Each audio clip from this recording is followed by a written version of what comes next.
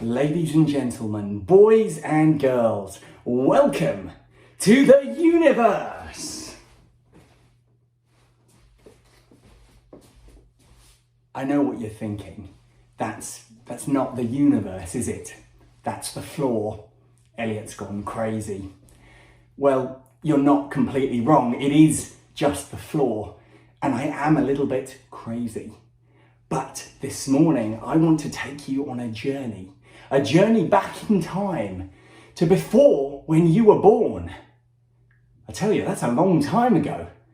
I can barely remember last week, let alone when I was born. Well, we're not stopping there. We're going further back. We're going back to a time when your parents were born. My goodness, that must be ancient. But we're not stopping there either. We're going further and further back to a time before coronavirus, to a time before world wars, or any wars for that matter, to a time before natural disasters, before pain and suffering, before homework. Now that sounds all right, doesn't it? But hang on, there's also no internet, no TV, no houses, no breakfast cereal, no family, no friends, no dogs, no pets, no music, no sport, no laughter, no games. That doesn't sound so good. That's right, we are looking at the dawn of time, Genesis 1. If you've got a Bible, I can help you find it. It's on page 1. That's right, it's the start of the Bible. Genesis 1, page 1. If you can't find it, then you're probably not holding a Bible. You're probably holding a dictionary. That's the wrong book. You want the Bible. So, Genesis 1, page 1, chapter 1, verse 1. And it begins. In the beginning, God created the heavens and the earth. The heavens and the earth. Verse 1. And God has already done something so incredible that no one has repeated it before or since. No one can. I mean, I think I can make a 5-minute meal, but it takes me at least 20 minutes and quite a lot of hard work and some resources. And here's God, all casual, comes in, verse 1. God created the heavens and the earth. Can you do that? This God is mighty. This God is mighty. Let me ask you, do you have hard times in your life? Do you have days when you wake up and you think, this mountain is too big to climb. I can't do it. And God can't help me. It's too much. Well, let me tell you, this is the God who moves mountains.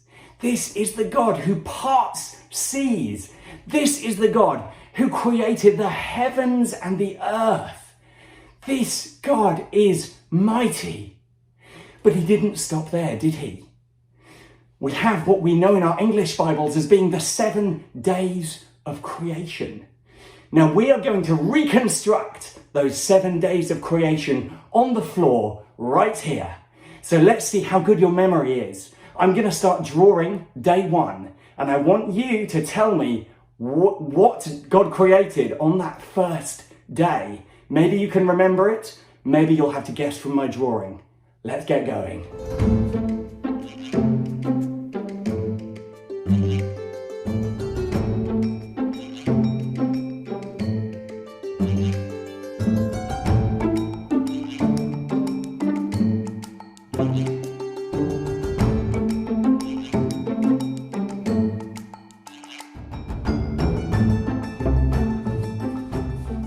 So, were you able to remember what God created in day 1? Here's my picture. We've got the day and the night, the light and the dark. That's what God created on day 1. The lightness, the light and the darkness, the day and the night. Brilliant. Day 2, let's get guessing.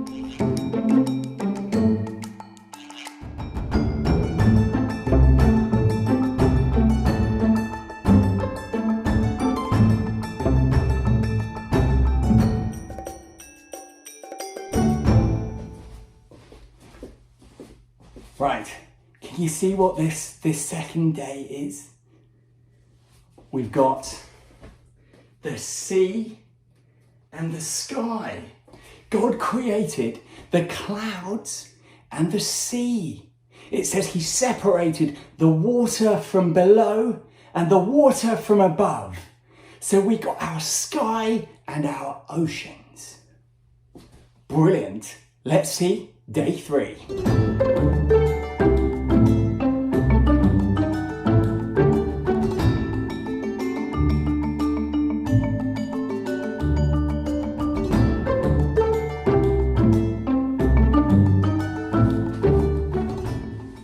So, what was day 3? Can you tell?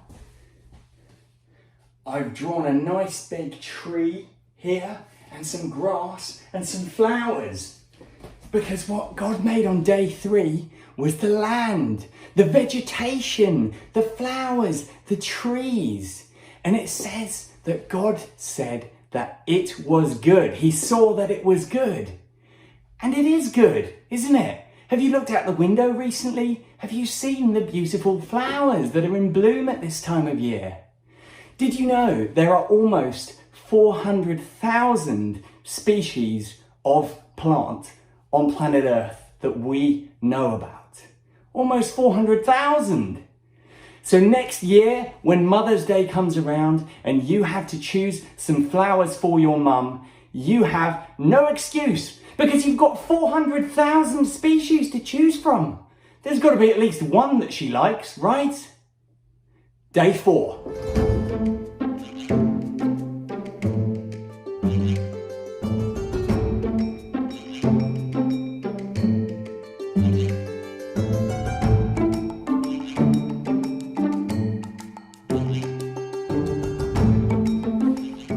So, can you see what I've drawn for day 4? We've got the moon, the sun, and the stars. And that's because on day 4, God created the sun, the moon, and the stars. How about that for a big day's work? Did you know the sun is so big that you could fit 1 million Earths into the sun? So if you had a sun-sized bag and you had loads of Earth-sized balls, you could fit 1 million of them into your sun-sized bag. 1 million Earths. Our sun is enormous. And of course, God didn't stop there, did he? He made the stars. There are an estimated 300 billion stars just in our Milky Way galaxy. 300 billion. The biggest one is 1,700 times bigger than our sun. This is a mighty God. Day 5.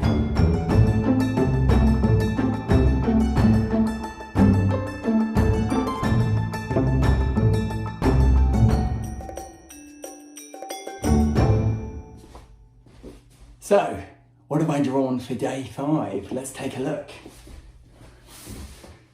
These aren't moustaches, I know they look like them, but these are in fact birds. Birds in the sky, and I've got fish in the sea. I've got a dolphin and some small fish and some big fish.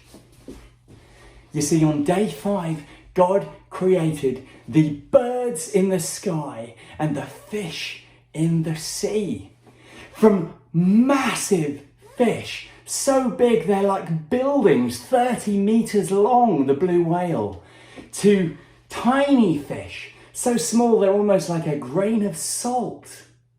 Then you've got the birds, majestic eagles, things as extraordinary as that, all the way to something as ordinary as a chicken.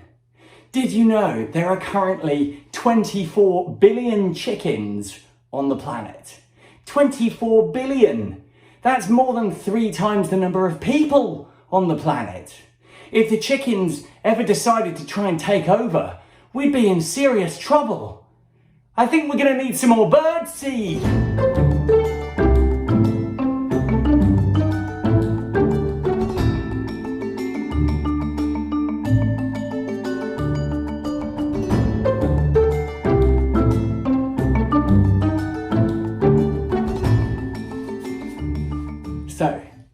6. What did God create on day 6? Let's see what I've drawn. I've got a lion here, and I've got a man, a human being. We've got Adam. So what did God create on day 6? The animals. 6.5 million species estimated on this planet. 6.5 million. So many. Some ferocious, some huge, some small itty bitty, some completely bizarre. The star-nosed mole, for example. Have you ever seen the star-nosed mole? What is that about? But every one of them a unique gift of God, part of his creation. And then there's you and me, isn't there? There's man. God creates Adam, mankind. Now, God wanted to give Adam something a bit special. He wanted to give a special gift to mankind. And we read in chapter 1, verse 27, don't we? God created mankind in his image. In his image. What does that mean, to be created in God's image? Well, let me ask you a question, a serious question. Have you ever had a conversation with a rock? Yeah, I'm serious. Had a conversation with a rock, you know. Hey, how you doing? What, hanging around? What you up to? What's your name? What did the rock say back to you? Nothing, because it's a rock. The rock was not made in the image of God. It can't talk back to you. It doesn't have thoughts or feelings. You, on the other hand, were made in the image of God. That means that when you talk to God, he can understand you. And when he talks to us, we can understand him. We can relate to each other. You can be sure that you know what it's like to feel happy, what it's like to be full of joy. Well, God knows that feeling too. And you know what it's like to feel sad, to be grieving. You can be sure that God knows what that feels like too. So what does it mean to be made in the image of God? It means that we can relate to him. It means that he understands us, that he knows us, and that we can know him. What an incredible thing that we can have a relationship with this mighty creator who has made all of these amazing things that we just talked about. Now, we're not quite done, are we? There was one more day, day 7. What happened? Let's have a look.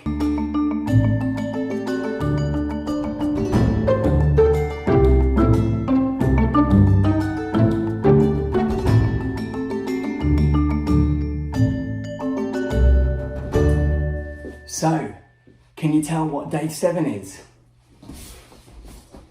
I've drawn the earth with lots of Z's coming out of it. And that's because on the 7th day, God saw that creation was good and he rested. Just like us, made in the image of God. We need our rest, don't we? We need sleep. But something isn't done yet. He also knew that man needed company.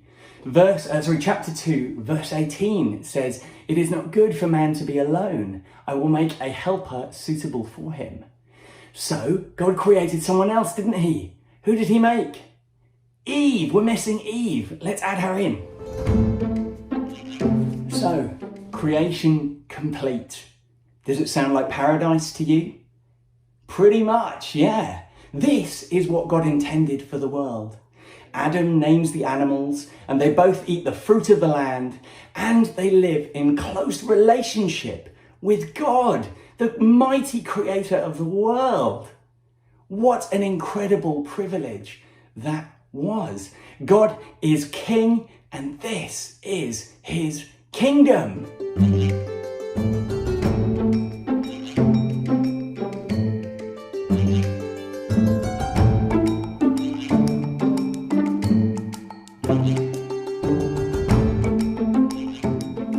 So, there it is, creation in a nutshell. As you can see, I've drawn a crown around the earth. And that's just to remind us that God, this mighty God that we have seen at work, is king of the world. He is my king. He should be your king too. Now, if you're anything like me, you're probably still full of questions. I've got loads. But one of the big ones is probably, what happened? Because when I look out the window, I don't see the Garden of Eden. I don't see this perfection. Well, it's a great question, isn't it? What happened? Well, if you continue reading in Genesis, you'll see that things don't exactly go smoothly for humanity. In fact, they don't go smoothly at all. Again and again, things go wrong and we damage our relationship with God. But luckily, we serve a God who is both mighty to create and mighty to save. And God has a plan to rescue humanity so that one day we will get to see his new creation.